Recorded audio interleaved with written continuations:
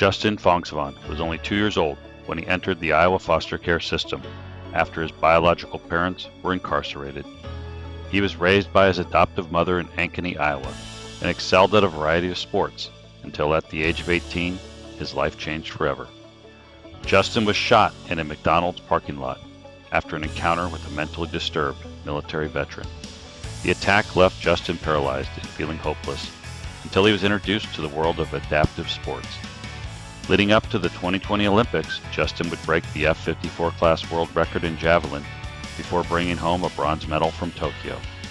Justin continues his pursuit of excellence by competing in sports and giving back by helping other adaptive athletes achieve their potential.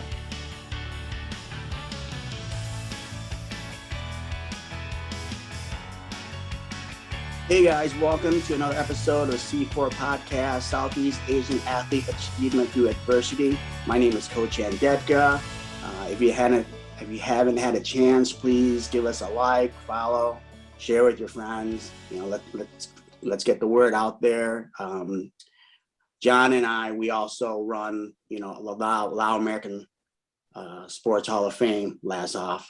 And while that focuses on the achievements of the athletes, like this one, we kind of want to talk about, we want them to share their story, on things they had to overcome, So we hope you enjoy this episode. I'm going to let my co-host John Messina introduce our guest.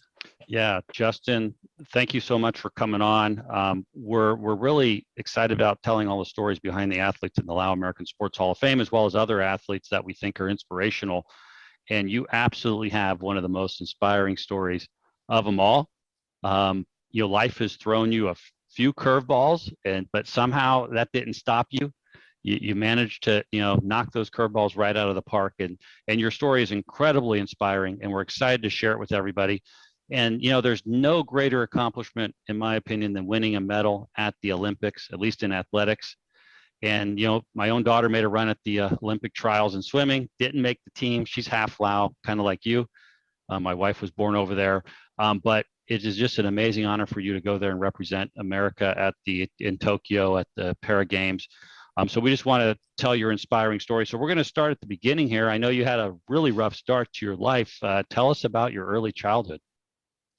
Yeah, thank you guys for having me on today. It's an honor to be here. Just to kick off, about my early childhood years, I was born in May 19th, 1997 in Des Moines, Iowa, into a Lao white family. And from the age of 0 to 2 years old was seemingly normal, what seemed like it was a decent, normal situation. Shortly after I was born, my birth father actually was sent to prison. So I was raised from an only mother at the time of my birth mom. At the age of 2, my birth mom followed him to prison, and that's when I started to go and bounce around from family member to family member after I was a ward of the state. And I went through about 10 different family members on my white side and my Asian side, and ended up not being a good fit for any of them. So I was put into foster care. And as God would have it, the first family that I was with loved me and loved everything about me. And it was crazy because I was adopted into a Lao white family, completely not related to my biological family at all, and actually just one city away.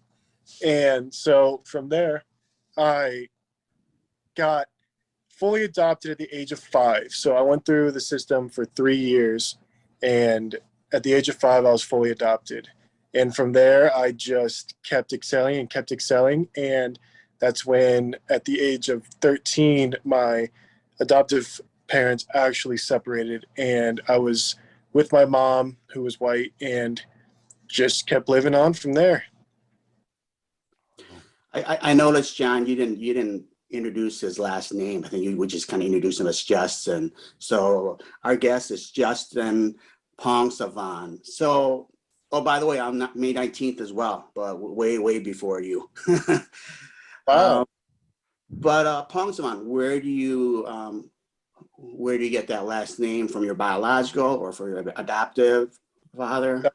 Yeah, so my original last name was disregarded once I was fully adopted. I assumed the last name of my adoptive father. Okay, yeah, that's interesting. That's kind of a unique coincidence for sure. So you're in this new family with your mother, who I know worked really hard at a tire factory there in the Des Moines area, to support you and so forth. And you somehow got into sports. You were a tremendous athlete before your injury. Tell us a little bit about what you did in sports growing up and in high school. Yeah, so I've done sports, which seems like my whole life.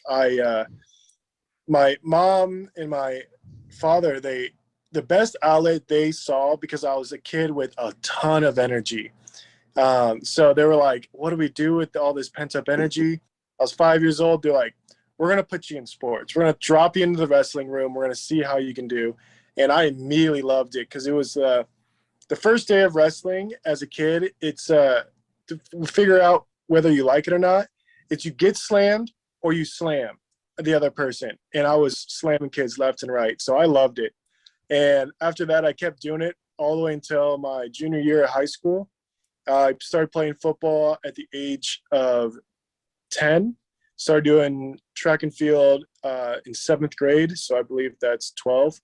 And I played rugby for 3 years. So I was all-state in football, I was all-state in rugby, and I was all-state in track. So did you go to Centennial or Ankeny High? Centennial. Okay, so Scott Fadevong, who's a former pro football player, lives in Des Moines, grew up in Des Moines, played at Drake, is now a coach, and he's older than you. He's coached against you, a Lao-American. Really? Yeah, he's coached. We interviewed him, and he has coached against Centennial. He's actually the one who told us that you probably went to Centennial, and he thinks he remembers coaching his team, Southeast Polk, against you guys, because there's incredible football teams in Ankeny, Iowa, as we found out from Scott from both of those teams. Well, growing up, with your mom mainly at the end, are you connected to the Lao culture? How much exposure have you had? Yeah, in the beginning, from age 5 to 13, before my parents separated, my mom's side of her family is very, very small, and my dad's side is massive, seemingly endless. Because they're all first generation, we would always go over to my in-laws' house, and we would always stay there day in, day out. We would sleep there when my parents were working. We were there every day. And they actually, at our house in Des Moines, they lived 8 houses down. My and my Ipu lived right up the street. And so we were there all the time. And so we were pretty submerged in basically just the formalities and some of the little traditions that they had. It wasn't more so, there was a huge language barrier, and I wasn't able to pick up on speaking the language, the native tongue, or anything. It was more so just rough interpretations and just basically just bad words was the only thing I picked up on as a kid. And it was a lot to experience for those 7 years, but picked up a good amount. But after my parents separated, my father went his one way and I went with my mother. There wasn't much after that besides my mom still keeping up with the cooking, some of the traditions that I had growing up as well. Yeah. So one thing interesting about this journey we've been on with the Lao-American Sports Hall of Fame is you are the 4th athlete from the Des Moines area to be inducted, wow. Believe it or not. I was shocked because we got Scott Fadevong, the football player, Linda Sayavongchong, basketball player, and now Division I basketball coach, Joe Satona-Rat, soccer player, and you. So something's going on there in that area that's producing great athletes. So yeah, something in the water, I guess. Or the corn. It must be the corn. Yeah. So Justin, you said your parents split up when you were what, 13? Correct. So your mother was taking you to all these sports practices, and she was the cheerleader.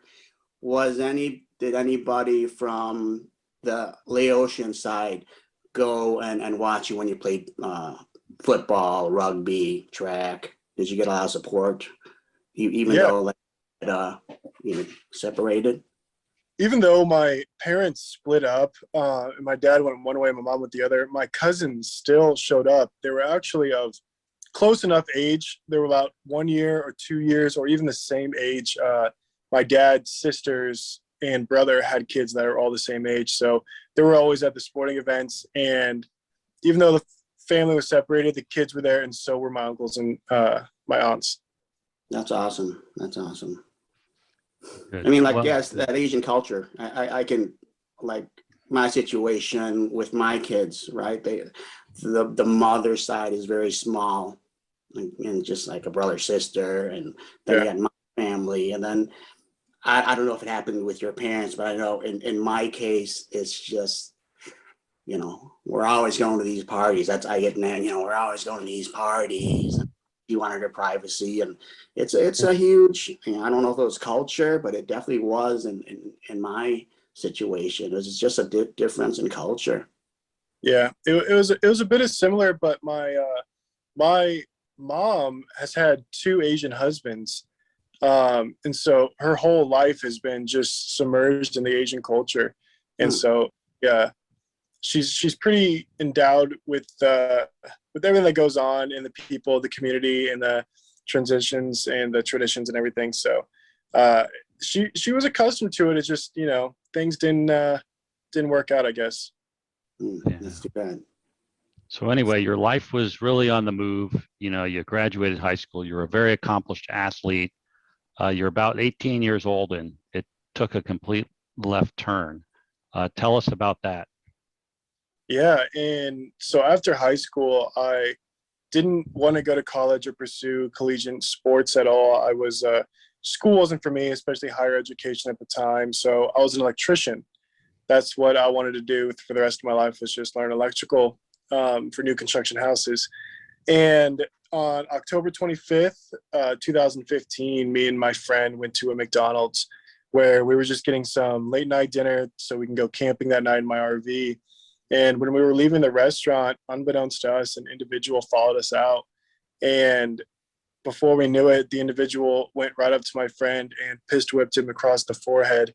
And I got in between the perpetrator and my friend, and I tried to defuse the situation as best as I could. But the individual took 3 steps back, put a bullet in the chamber, and then just pointed at my head. And that's when everything seemed to just go black.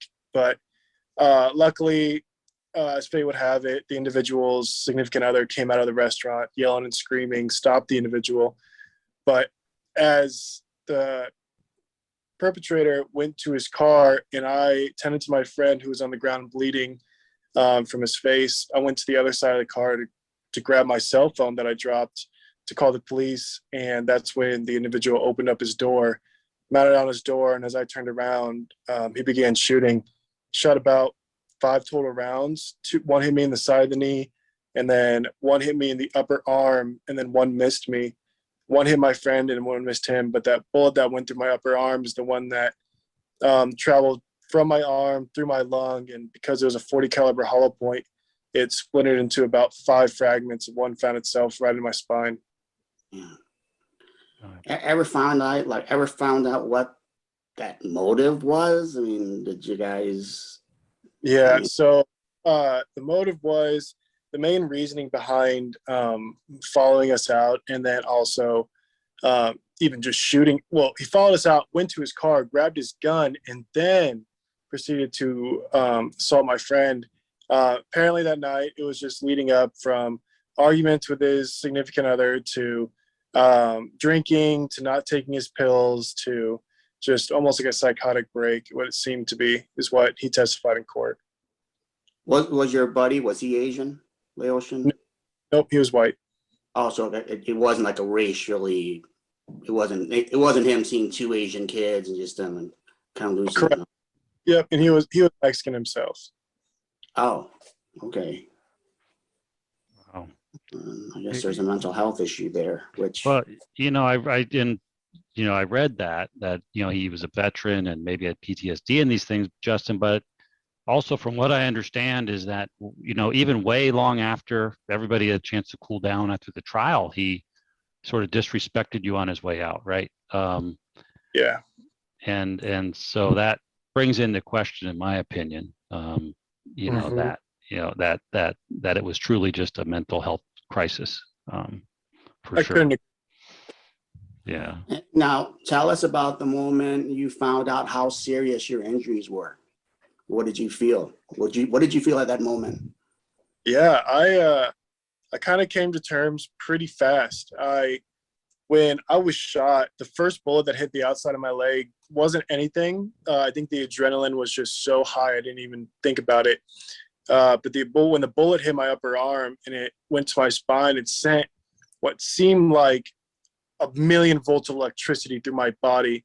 And I went from being 6'2", 240 pounds to laying flat down on the concrete. And my natural instinct was to say, like, Justin, get up and run, like, get away from this. And when I tried to get up and run, my body wasn't responding. And so immediately when I sat my head up and my arm was in agonizing pain, I came to the realization pretty quick that I was paralyzed and or had some sort of paralysis. Didn't know the extent of it, of my injury level per se, but I knew very, very fast that I was in a lot of pain, and there was an extensive amount of injuries, one being affecting my motor skills. And I laid there on the concrete for about 25 minutes, bleeding through my arm, and the bullet went through my lungs, so I was inhaling and exhaling blood, and I couldn't move. And when my friend actually came over after the individual left, and fun fact, when he left, when the guy who shot me left, I got his license plate, and I remembered it all the way into the hospital because I was conscious the whole time. But when my friend came over and was like, Justin, we need to go, we need to call the cops, and I told him I'm paralyzed, I can't walk. And he just sat down next to me, and then he proceeded to call the police. There weren't people in the McDonald's that could have called? Great question. Late night? Yeah, it was like 9:30. It wasn't crazy late. There was maybe 4 people in the lobby eating, but no one.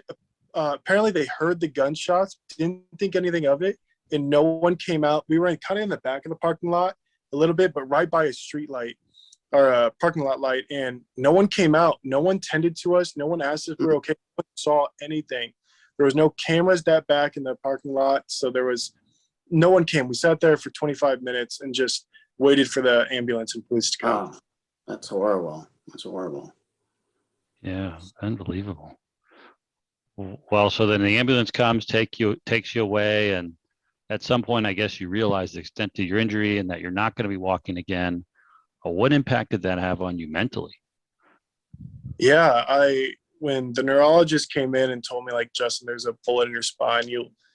We're not taking it out because it's not going to do anything. If anything, it's going to hurt you more. It's stable. You're stable. Told me I would never walk again. It was soul crushing. It was more so I have to work tomorrow. I can't go to work now. But when it came down to the mental aspect, a question of my mental fortitude, it was when I was alone in that ICU room, just hearing the beeping of the heart rate monitor and just staring at the ceiling. I gave myself 2 options. I said, Justin, the suffering that you're going through is hard. It's very hard. The fear of the unknown is consuming you. There's an exit strategy that I could take. I can just, decide to go and just end all of the suffering and the questions and the doubts that I have. Or I can take this, how I take every other sport that I've ever done, and I can see what I can do by training. I can see what I can do by living and carrying on with my life. And option 1 was always there. It's always an option. But option 2, the first option is permanent. You can't go back. There's nothing to go to. Option 2, you can try, you can see. If it doesn't work out, option 1's always there. So I decided to live and to keep going. And that's when my athlete kicked in and I started training hard in PT.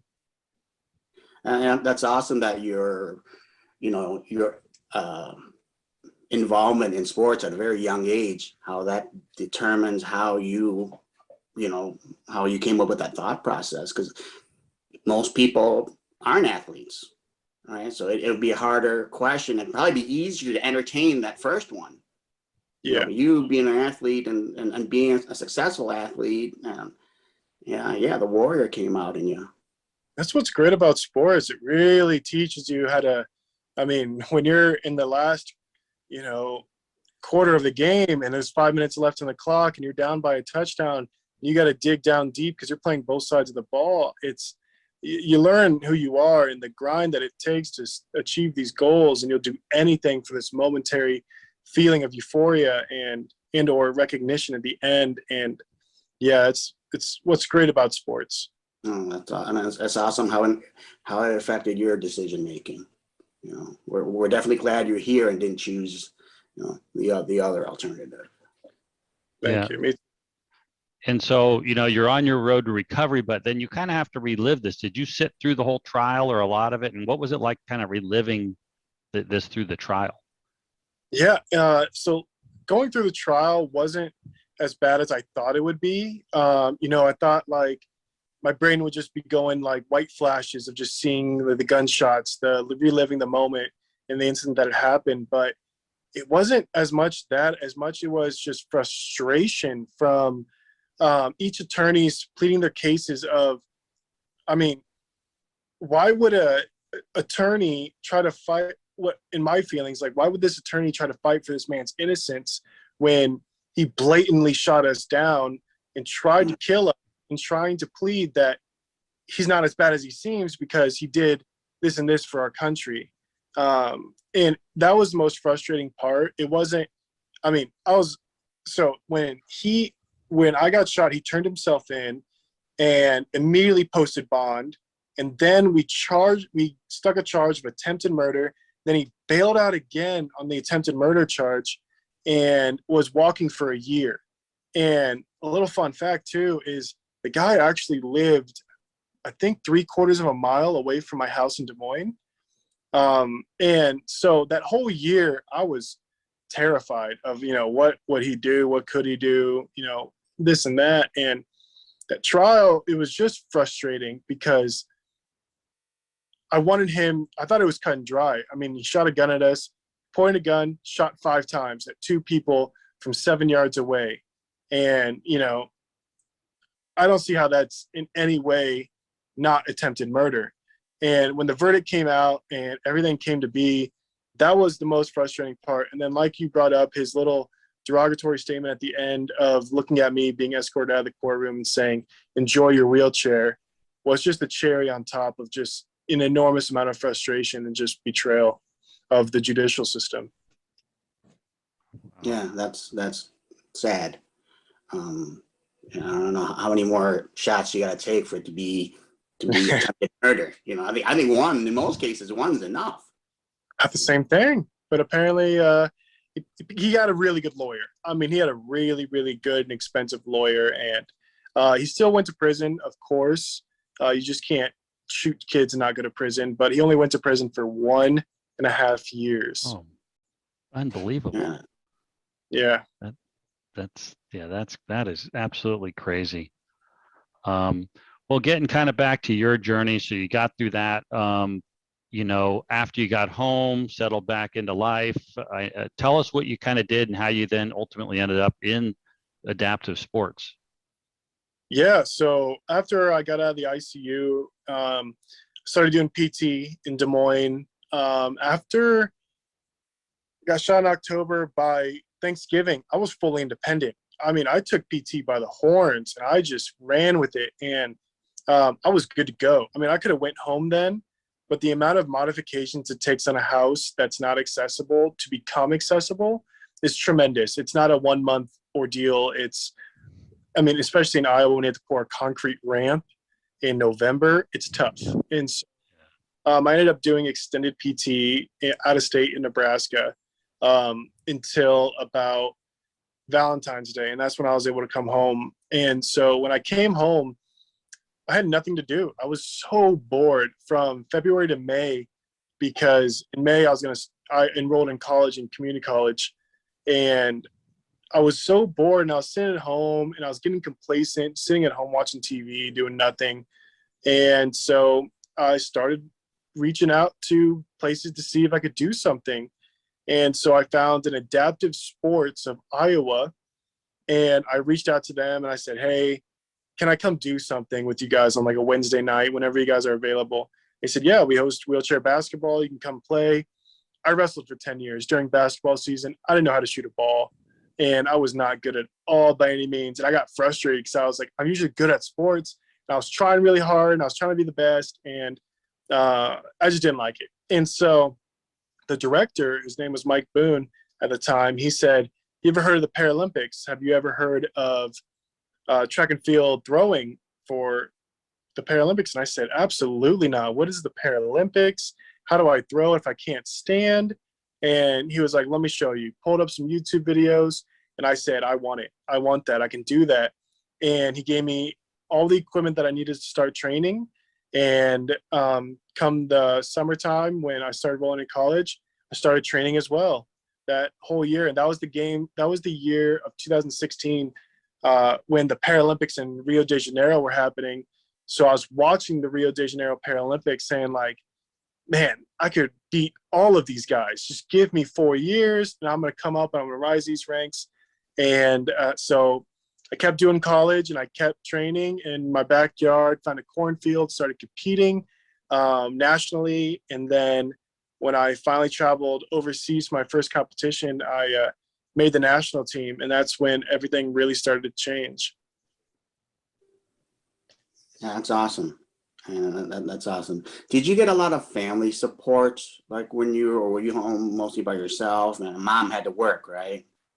Mom was working 6 a.m. to 6 p.m. My girlfriend at the time was definitely there, but she was also working. But that time from when I came home from rehab to enrolling in college, that February to May, was just a really tough time. Just because I was lost at purpose. I didn't know what my life was going to be like. That's when all those negative thoughts really started to come back, because I'm just staring at a ceiling now. Is this thinking, is this what it's going to be like? I'm going to live in my mom's basement for the next 50 years of my life, being tend to her, making me food. Like, and so my mom and my friends really rallied around to really uplift me and show me that I have bigger purposes. Yeah. If I don't know if you know about my story, but I focus a lot on mental health. Did you seek out any counseling or anything to kind of get you through that tough period in time? I think in the beginning, the part of the rehabilitation process, the PT, the OT, they give you counseling to talk to. I definitely didn't utilize. I utilized it when I was in rehabilitation and all that, but post rehab, I definitely did not utilize it as much as I definitely should have to get through some of those rough patches. But luckily, I did have a good support system of friends and family to back me up. Yeah, that's good. So after you get on Team USA, you leave the Midwest and go out to Chula Vista, my former hometown. I actually lived in Chula Vista, California for about 9 years, actually about 5 minutes from the Olympic Training Center. Now I think it's the Elite Athlete Training Center. They've changed the name. So tell us about getting out there and training for the Olympics. Yeah, once I hit that national team standard, man, I was getting paid a little bit. My name was all over the internet. Yeah, I made it then, but I didn't make it yet. I just made the first step. And so when I went out because I was on the national team, I got invited out to the camp in Chula Vista, and I loved it. I was like, I'm around Olympians. I'm around Paralympians. I'm around the best of the best athletes in the world in this one area. And I think I came in like December of 2018. And in Iowa, I think we just got like 5 inches of snow. I left Iowa, and it was sunny San Diego, and it was beautiful weather. And I was immediately drawn to it. I was like, because it's my first time ever out of state in California. And so I loved it. And they extended me a residency out here at the campus. And I said, at this time, I just bought a house, had all my friends living in my house with me. I had a job. I was in college. I just graduated college, and I was like, if I'm going to do this, I got to really commit. And I talked to my mom, and I prayed about it, and I did it. I just packed up my bags and I drove my car across the country, and I started training here. And that was the year of 2019 where we started training, and my performances skyrocketed by having a coach. My diet was phenomenal because of our nutritionist and the food that's preserved here. My quality of life increased because we had housekeepers, we had ADA accessible whole facility. Everything was, you don't have to leave this place. Everything that you could imagine, it's right here in Chula Vista at the Elite Athlete Training Center. And so they made it so easy for me. And it was I say now in hindsight, 3 years later, that it was the foundation of my elite athlete performances in all of my major competitions. And so moving out to the training center was definitely a great maturing experience and a great experience for me to mature in my athleticism. Yeah, it's funny because we interviewed a woman by the name of Channing Cash, who's a para rower. Okay. And she was injured by a buffalo that attacked her in Laos as a child. And her parents Wow. came here to the Midwest, and she went out to Southern California, and she said, I could not believe the change in lifestyle, because being a wheelchair person in the snow, she said, it's like, you got 6 inches of snow, a foot of snow ahead of you. Your feet are muddy, your pants are muddy. Yeah. It was life-changing for her too, going out there. Yeah, that's why I actually recently just moved to Georgia, because snow and wheelchairs do not mix, and I could not stay in it for another 30 years. Yeah, for sure. Yeah, I think John's the only guy that moved from Southern California to the Midwest.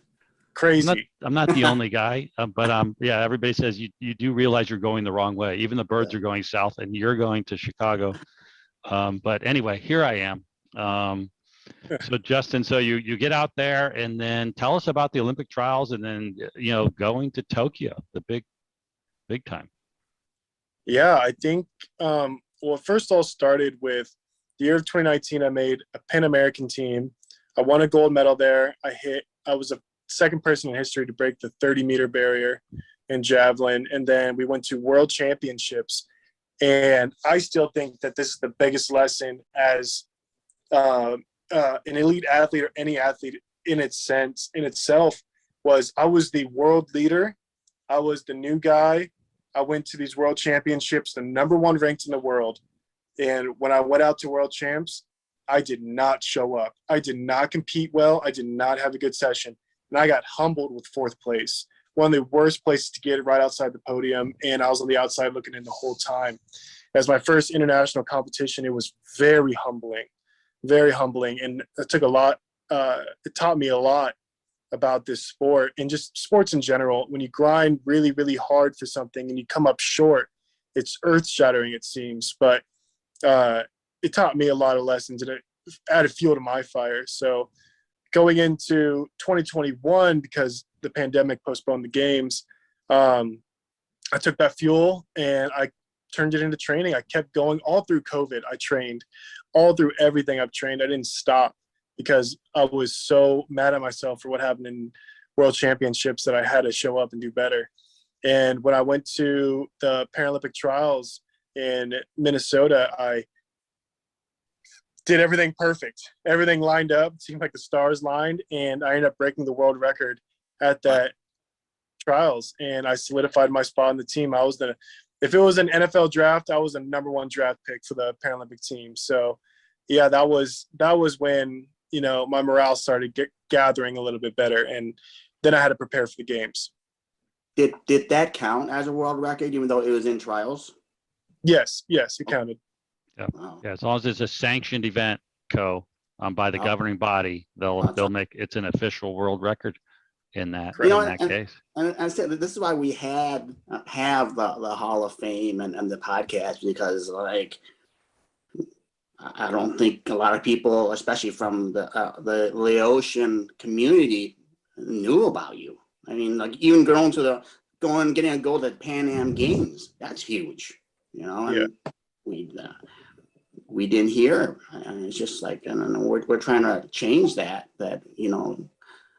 people like yourself who are making these incredible achievements, you guys need to be recognized. It's also almost like the name of the Paralympics is a very shallow name in the industry of sports. Not a lot of people know what it is. I didn't know what it was. The fact that I knew all about the Olympic Games. I've watched the Olympic Games every 4 years for as long as I could remember, but I didn't know 2 weeks after came in the Paralympics. And so it's in the industry that I'm in, especially being a seated javelin thrower in a wheelchair in the disabled Olympics, essentially, it just doesn't get publicized enough, even though, there's billions of people on this earth with a disability that would qualify for the Paralympics. It's just not televised as much or publicized or advertised. Yeah, for sure. And then what the individuals competing in the Paralympics, what they had to go through, right? I mean, it's just incredible stories behind them. And I think it's important that people do find out about the Paralympics, because it is just a testament to human strength, right? What you and all the other athletes go through and do, We train at the same training center as the Olympians, the 1% athletes of the world of their respective sports. And we train right alongside them. We have almost the same strength and conditioning coaches.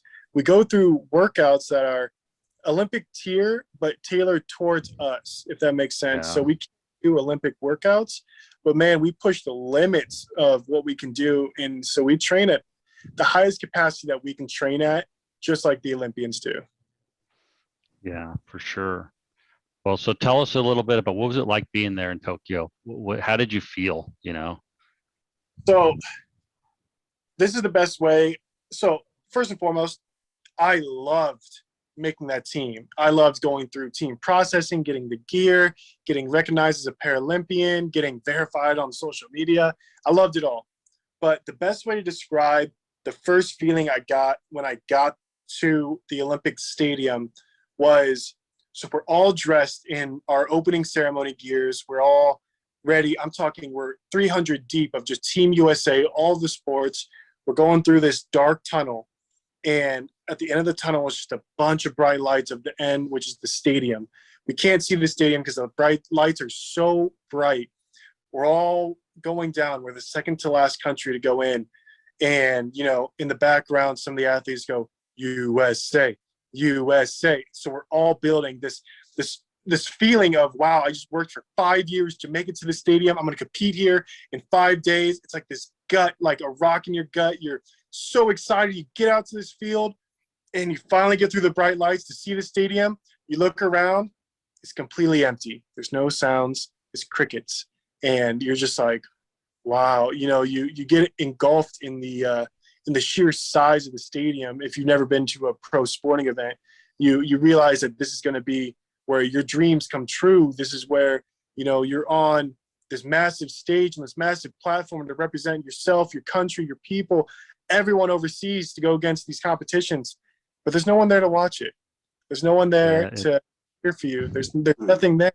And that was just because of the pandemic in the essence of everything. But that was the one thing where I was ready for just a roaring crowd of, the stadium was 70,000 people stadium. It's an enormous stadium.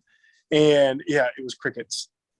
Yeah, it was just a weird year. As I told you earlier, my daughter went to the U.S. Olympic swim trials, and swimming was out of business, especially in places that are cold like this with the pandemic. If you were in San Diego, there's outdoor pools. Here, it's indoor, right? I mean, and the first big meet that opened up was a 1800 tier pro cup in Des Moines, Iowa, the well-marked YMCA. That's where I used to work at. Yeah, so she went there, and if you know the place, there's a big window on the side on that one street. And this is really, the Hall of Fame would not exist for this. She was about to do her event. I walked up, I turned back and looked at it, and there's that big Catholic Family Services building across the street. Yep. And I said, they brought her mom, my wife, to the US. I just said, she's going to make this. So all the parents have their faces pressed on that glass, which was probably worse than being in there because we're, changing positions and looking, and she gets her Olympic trials cut, and, heads to Omaha. Their trials were in Omaha after that. And before that, we had the community here that we live in St. Charles, Illinois, had a send-off ceremony for her. And we have a large Lao family in the area. My wife has a ton of cousins here. They all came out, and that was sort of the catalyst behind the Hall of Fame. After that, I contacted Co. I said, hey, Co, we got to do a Hall of Fame. I just saw how proud the Lao community was, with athletes, they're just not recognized. Like, we have an Italian Hall of Fame here in Chicago, which I'm Italian. I said, we got to have a Lao one. So we started it. But yeah, just that feeling, right? When you make something like that is unbelievable. So, yeah. Well, Justin, that was an incredible ride at the Olympics. You brought home a bronze medal. So congratulations on that. I think the big question everybody has is, what is next for you? What's in the cards here? Yeah. So everyone has a different definition of what it means to be a professional athlete. You go to the NFL, if you make it past the practice squad and you're on the team and you get a contract, you're a pro athlete. You make it to, there's different avenues, NBA, for example, those kind of things. You get a contract, you are now a pro basketball player. As a track and field athlete, some people would say, because I went to the games, I'm a professional athlete. I don't think of it like that. I think of it as, I am being paid to do my sport. I am being paid to train, compete, and share my message and likeness across all media platforms. And so leading into 2024 Paris, my whole goal is to establish myself as a professional athlete by gaining traction, by gaining attention of multiple target audiences, and trying to be paid to do my sport in a sense, a livable wage. But I will keep going. I'll keep going till my arm falls off. I love doing this full time, even part time. During the off season, I can still do my things. I graduate college. I'm in graduate school right now, getting a double MBA in accounting and marketing. And so I will keep doing this until my arm falls off. I'm looking at 2032 Brisbane Paralympic Games. I'm going to keep going. Especially because 2028 it's LA. You know how cool that's going to be, compete on home turf. We're talking about recognition. And so, yeah, I'm gonna keep going. I'm gonna get married to my fiance. I'm gonna, hopefully start a family, and I'm just gonna keep going. Yeah, congratulations to you and Bethany. Tell us, where did you guys meet? Is she a Chula Vista girl, or is she from out here in the Midwest? So, or none of the above. Well, a little bit of both. So we met here in Chula Vista at the training center. She's a staff member living out here, and so we got connected and we started dating. And then she moved back home, which was from Nebraska. So she's from Nebraska, and so luckily I had we started dating for a little while, and I had an empty house at home, and I was like, hey, you don't need to move in with your parents. You could take care of this house. You could live there, and I'll come and see you from time to time when I can. And so, yeah, she's great. And so, yeah, we got engaged right after the games. She's Vietnamese, and so it's kind of a fun mixture. Awesome. Yeah. Well, cool. That's incredible. Well, there's a lot of folks facing adversity out there, Justin, on many different levels. And for somebody like you, what advice would you give them? Yeah, individuals are going through a ton of adversity, whether if it's a physical thing, if it's a mental thing, emotional, relationship, whatever it is, it's good to just take prosperity as it is. I kind of bring myself to two quotes. My favorite quote is, "If I have seen further, it is by standing on the shoulders of giants." It's a quote by Isaac Newton. Basically, what I take from it is you have got to the position that you're at today because of the great influence of other people's that have impacted your life. Everyone, goes through struggles, but you learn from them. You take these trials, these tribulations, they make you stronger for the future. And, whether or not you have children or friends, you're able to take this knowledge and turn it into wisdom by not going through it twice, and also a lesson learned should be a lesson shared. So you could share this lesson that you've had to go through, these tough times, these trials that seem like they're never ending, and you can apply it to your future and other people's, so the next generation doesn't have to feel the same kind of weight that you feel on your shoulders now. So keep prospering, keep going on, keep trucking. There's always life at the end of the tunnel, and there's always different avenues, because you never know who could come into your life or what could happen next. You can get a winning lottery ticket tomorrow, and you never know, because you don't know if you don't play. Yeah, well, I'll go buy a ticket. So where can folks follow you, Justin? Yeah, I'm on all major social media platforms. My Instagram is Paralympic Thrower, TikTok's Paralympic Thrower. Usually, if you just Google my first and last name, you get what seems like 1,000 articles about me. So yeah, I'm all over the internet. Awesome. Well, good. I tell you, like when we started the Hall of Fame, John had me look at your profile and stuff, but and it's like, okay, the achievements are there, right? But like just this past hour and talking to you, like hearing your energy, your positivity, sometimes that doesn't get to come out unless we're sitting down talking, right? And I just, man, I love it about you, man. You're so positive. You're, so much energy, and I wish you all the best, man. So yeah. Thank you for coming on the show. Of course, I always, when I was in the hospital, it's one of those things too, where people take for granted fresh air. When you've been inside all day and you finally get to go outside, oh, this is so nice. Unless you're in like San Francisco, but it's so nice to get fresh air. And I always tell people too, your greatest asset that everybody has is time. If someone gives you their time, it's priceless. They don't get more of it. You can't buy it.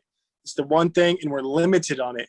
So if someone gives you their time, that is the most valuable thing, because life is short and you never know what could happen tomorrow. Wow, thank you. That's inspiring. Yeah, very. This is a this is like a quote that I kind of made it, kind of like took a little things. So everyone always says like, Justin, or people in the Paralympics, Justin, you're a Paralympian, you're so inspirational, this and that. So inspiration provokes thoughts and feelings. Motivation provokes action. I would rather choose being a motivational figure than inspirational, because I want people to get off their butts and go do something. If they see me trekking through the snow, trying to get to the store, like there's no excuse for you to, to do something, to sit on your butt and not do anything. Like get up and go.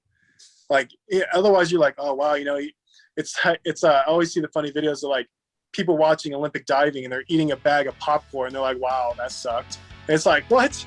No. Like get up, and if you want to do it and you love it, go and take it. So I always find that funny. Yeah. Well, that's awesome. Well, thanks so much for coming on the show. This was a great interview, Justin. Yeah, that's Thanks, John. Thanks. I really appreciate you guys having me on today and inducting me to the Hall of Fame. Absolutely. All right. Wish you all the best again. All right. Take care. Thank you, guys. Have a good day. Thanks. The C4 podcast is brought to you by the Lao-American Sports Hall of Fame. Visit us on the web at Lao-Americansports.com, celebrating the first, inspiring the next.